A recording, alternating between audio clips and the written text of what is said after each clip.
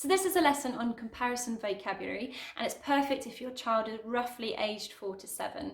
It's really easy to teach, you're not going to need too many things, and it's all going to be around words like small, smallest, smaller, tall, tallest, taller, big, long. Extension vocabulary will be around heavier and lighter.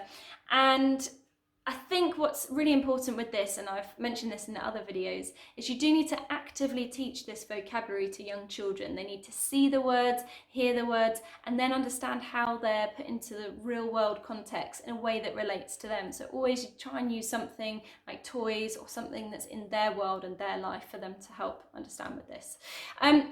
The concept of comparison, compare and contrast, categorising things, that is a really key cognitive stage of development that means really that they will find other areas of learning more difficult if they can't get this first, so you'll definitely be helping them on that front.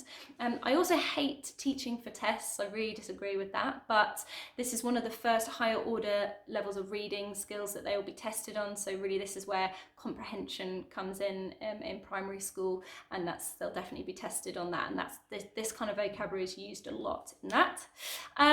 So yeah, personalise this to suit your child. I'm going to show you how to do that in a second, and this is basically how I teach it. So first of all, I would assess their knowledge, and you can play a game online. I'm using Topmark's website where it just has a screen and it says pick the item that's the smallest. It uses beach ones and animals, like which animal's the tallest. Really simple, really quick game. They'll enjoy it, they'll feel confident from playing it because it's very easy. So just don't be put off if something's easy for your child. It will help reinforce their learning and it'll help start the lesson off well. You don't want to start any kind of teaching or learning where they feel like, oh, I don't get this. So start with that, give them lots of praise, like, wow, they already know this.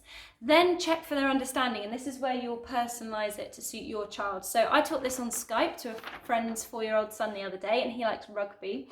So I did him a picture of some rugby players, and then I just asked him some questions. Which one's the tallest? Oh, player number 8, who's the shortest? And so on. So yeah, do something like this. Could be on, you could just draw some flowers. Which flower's the tallest? Which flower's the largest? Then put it into practice. So I asked him to run around the house, collect some toys, and then I gave an example. So I didn't really have any toys, but I said, oh, my purple straw is taller than or longer than my green straw.